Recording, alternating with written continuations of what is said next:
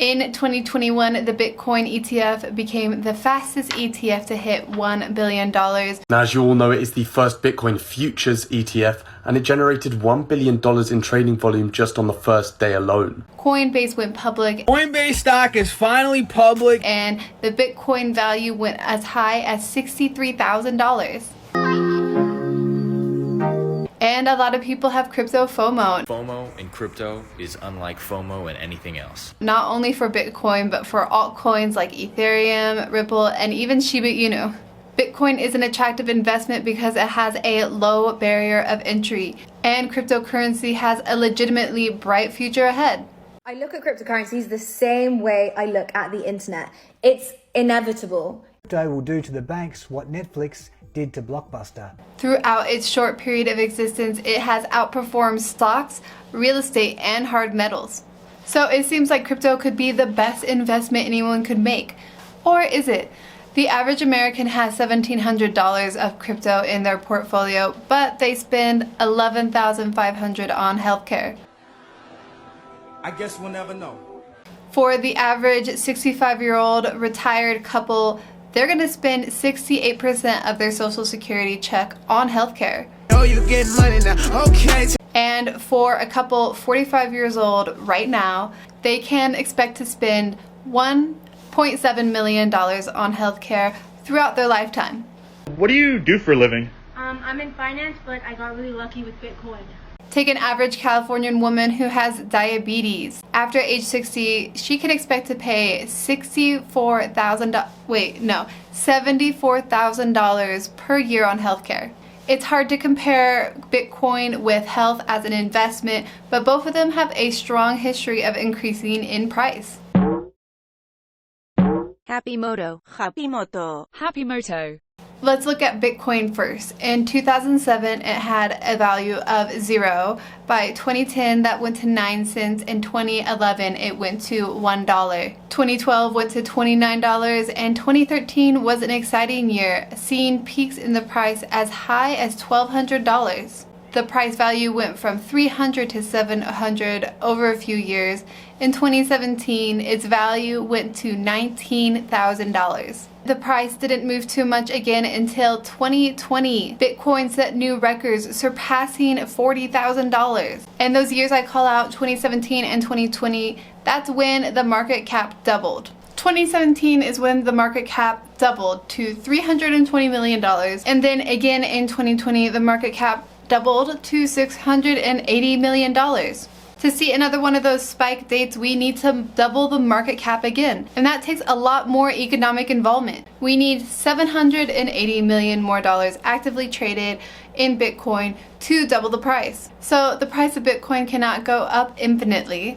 It does have some limit, and as time goes on and more money is put into the system, the angle of increase will decrease. Just look at this map. You can see at the beginning of Bitcoin's history, there was a large spike, and then as we head towards 2021, obviously there's a ton of change in price, but it's not as steep as a decline on average. So let's look at American healthcare. A bill from the ER, $2,466.02. This is the adjustments. This is the discount that they gave for no fucking reason other than they hate people.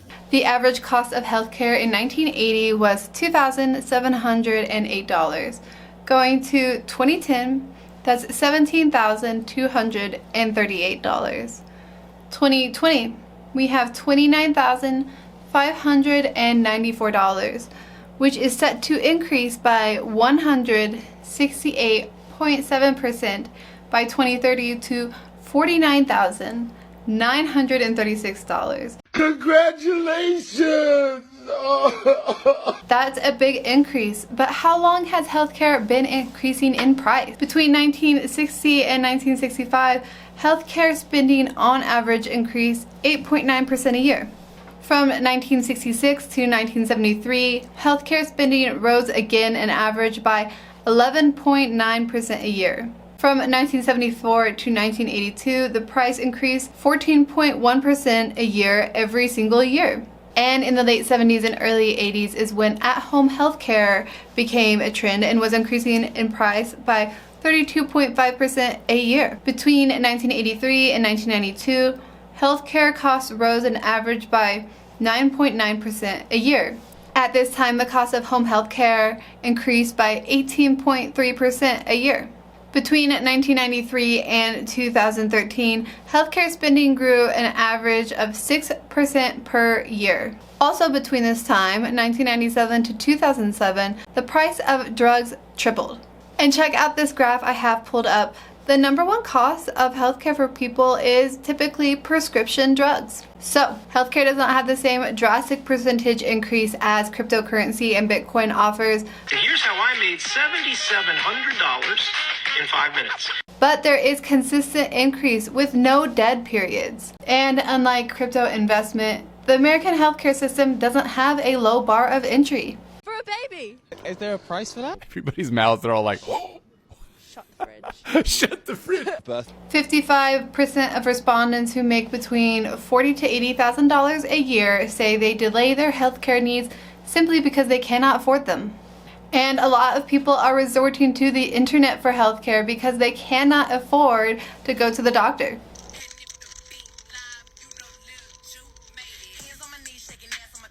56% of searches going to WebMD, but 31% to Wikipedia, 29% to health magazines, Facebook, YouTube, and Twitter making up the rest.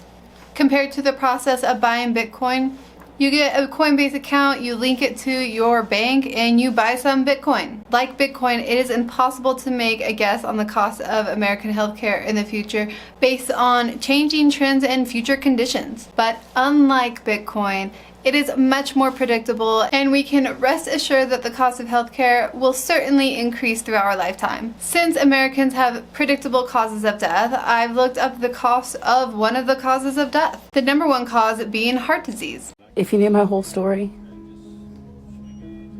you'd be proud of me. It's hard to rationalize the cost of heart disease throughout a lifetime, so I found a study that looks at 30 days of care for heart disease patients, those who did and did not have invasive care. The average cost came to $15,000. That's between $4,600 and around $11,000 after insurance. Since the projected growth of healthcare is 168.7%, I multiply that to the current cost of 30 days of care for heart disease. The cost comes to $26,347 on average. The cost with insurance being around $8,000 to $18,000 for 30 days of care. And that's not including invasive care. Some people with heart disease coming to the end of life will need invasive care. So that average cost of 30 days of care with invasive care, that includes a ventilator or a heart pump. The cost is $119,000 to $239,000. So after insurance, that's about $53,000 to $125,000 for your 30 days of care for heart disease, the number one killer in America. Now, to look at it at the 2030 numbers, the cost comes to $202,000 to $495,000. That's almost $500,000. After insurance, that comes to at the least 60 grand. With the best insurance, you're still gonna pay 60 grand and could pay as much as $346,000. And delayed healthcare is still a cost. Eating healthy is so expensive. Not really. You want to know what's really expensive? Healthcare costs. Heart bypass surgery, open heart surgery, dialysis, liver transplant costs. Eating healthy is not a cost. It's an investment for a happier, more productive, and disease-free life. The more people find healthcare unaffordable, the more likely their health will fall into deterioration. People who do not take preventative steps to their healthcare typically have more complicated health problems down the road, often needing things like invasive care. Since the pandemic has started, physicians have been rejecting new patients and dropping current patients off of their patient list. It can take 3 to 6 months to even get one appointment with a primary physician. To fucking tell you that I'm desperate for some weed. Can you help me or not? The healthcare system is understaffed and overworked. And this isn't only the pandemic's fault. Medical schools have drastically small class sizes.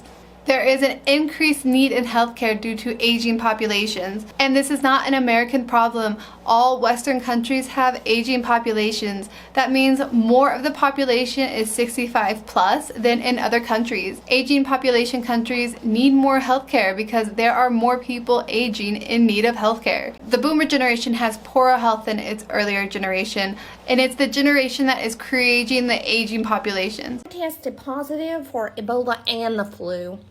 I can't miss work. I'm going in. They drink, they smoke, they don't exercise, and they don't want to change their diet. Sick?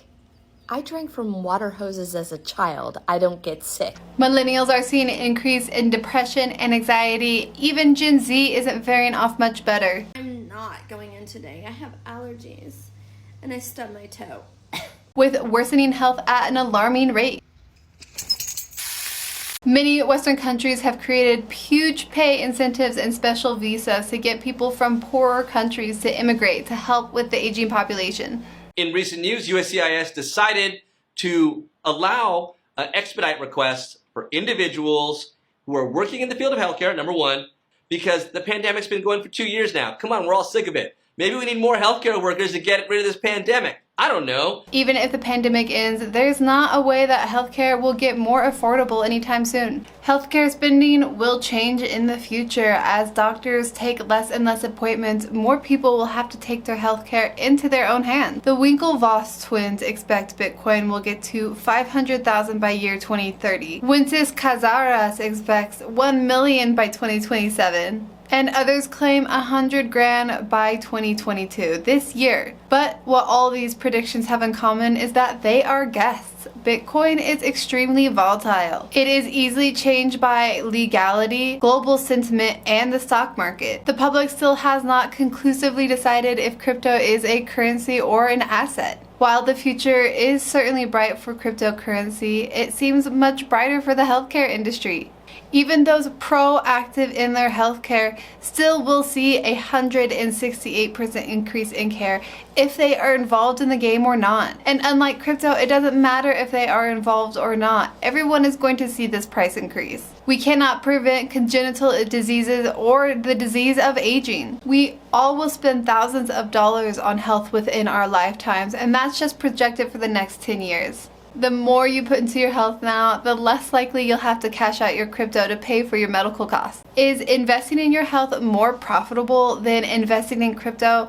Well, not more profitable, but it may be a better investment based on the increase of healthcare compared to the potential increase of Bitcoin over the next few years. Especially considering the bar of entry into American healthcare is much higher than for cryptocurrency. Bitcoin will take longer to grow at its steady pace and will slow down over time. Unlike the cost of healthcare, the speed of healthcare will certainly increase due to aging populations, lack of healthcare staff, and the overall decreased health of the average American. So a great investment that is a low barrier of entry now is to change your diet. Stop eating so many sugars and so many packaged foods. Lay off the alcohol and smoking. It's not actually good for your thyroid. And exercise, even if it's repetitive stuff you're doing while you're waiting for the microwave. But that is the end of my video. If you like this video, please give it a like. In the comments, I want to hear your feedback below. It's a crazy comparison, but what do you think? Is it a better investment to invest in your health now before it becomes a high investment, or to throw into cryptocurrency and scrape off some profits? I want to hear from you crypto nerds in the comments below. Please let me know. Please subscribe to this channel if you want to hear more weird health topics, and I'll see you in the next one.